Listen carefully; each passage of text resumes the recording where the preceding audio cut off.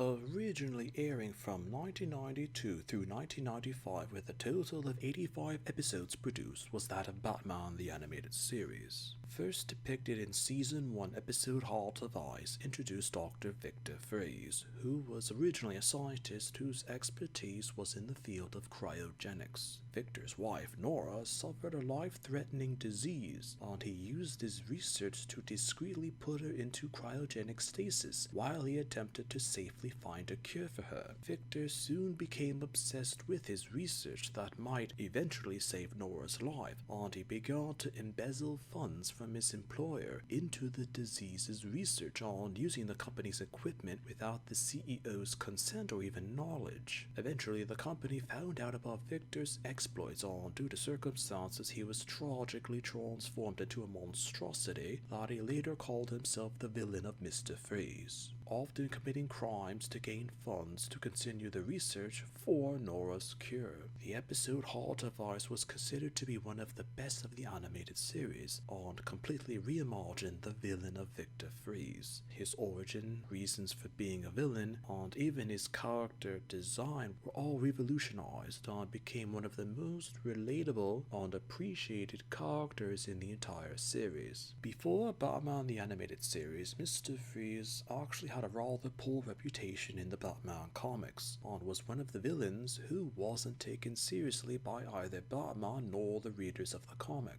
He was considered a man who relied on his freezing gun to commit crimes, and made freeze-based or frozen-related comments to the situation that he was in. There were much unclear, or rather unknown, details about Mr. Freeze prior to the animated series. It even went as far as him being portrayed as Mr. Zero in Batman issue 121, February 1959, and portrayed as Mr. Freeze in Batman Season 1 episode Instant Freeze, which was the 1966 live-action series. Produced and distributed by Warner Brothers in 1997 was that of Batman and Robin. Featured in the movie was a film adaptation of Mr. Freeze, portrayed by Arnold Schwarzenegger. Despite the fact that other actors were considered for the role, Joel Schumacher, the director, was under the impression that a larger physiqued actor would have been needed to portray Mr. Freeze for the film. Despite the fact that the public knew about the animated series' adaptation of Mr. Freeze, executives were neutral about using that particular version to be depicted in the film. A compromise was agreed upon where all aspects of the